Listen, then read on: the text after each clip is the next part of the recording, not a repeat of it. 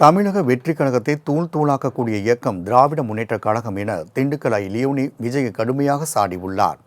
துணை முதலமைச்சர் உதயநிதி ஸ்டாலின் பிறந்தநாளை முன்னிட்டு நாமக்கல் மாவட்டம் குமாரபாளையத்தில் நகர திமுக சார்பில் பொதுக்கூட்டம் நடைபெற்றது. இதில் கலந்து கொண்டு பேசிய திண்டுக்கல் லியோனி, கோட் என்றால் ஆடு என்றும் அந்த ஆடும் இந்த ஆடும் ஒன்றுதான் என கூறினார். பாரதிய ஜனதாவின் கைத்தடிகளாக திராவிட இயக்கத்தை கைநீட்டி பேசுவதற்கு வந்திருக்கக்கூடிய அந்த நடிகர் தொடங்கியிருக்கக்கூடிய கட்சியை தூள் தூளாக்கக்கூடிய இயக்கம் திராவிட முன்னேற்ற கழகம் என விஜயை கடுமையாக சாடினார். பாரதிய ஜனதாவின் கைத்தடியாக இன்று திராவிட இயக்கத்தை கைநீட்டி பேசுவதற்கு வந்திருக்கக்கூடிய அந்த நடிகர் தொடங்கி இருக்கக்கூடிய கட்சியை தூள் தூளாக்க போகின்ற இயக்கம் நமது திராவிட முன்னேற்ற கழகம். ஜானகி அம்மாள் நூற்றாண்டு விழாவில் ஏஐ தொழில்நுட்பத்தில் பேசிய எம்ஜிஆர் என்ன பேசியிருப்பார் என லியோனி பேசி காட்டியது நகைப்பை ஏற்படுத்தியது.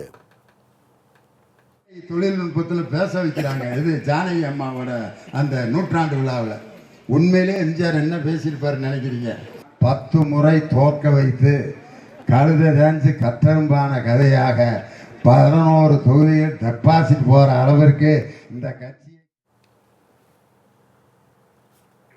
கூட்டணி வைப்பதற்கு எண்ணம் இல்லை என்று நேற்று மாநாடு நடத்திய கட்சியின் பொதுச் செயலாளர் கூறும் அளவிற்கு அதிமுக கேவலப்பட்டு போயுள்ளதாகவும் அவர் சாடினார். அதிமுகவுடன் கூட்டணி வைப்பதாக இப்பொழுது எங்களுக்கு எண்ணம் இல்லை.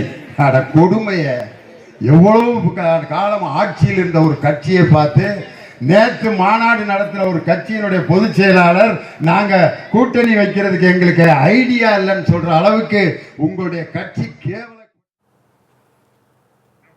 நிகழ்ச்சியின் முடிவில் இலவச வேட்டி சேலை மற்றும் மாணவ மாணவியருக்கு நோட்டு புத்தகங்கள் வழங்கப்பட்டன. இதனை பெற கூட்டம் முண்டியடித்ததால் தள்ளுமுள்ளு ஏற்பட்டது.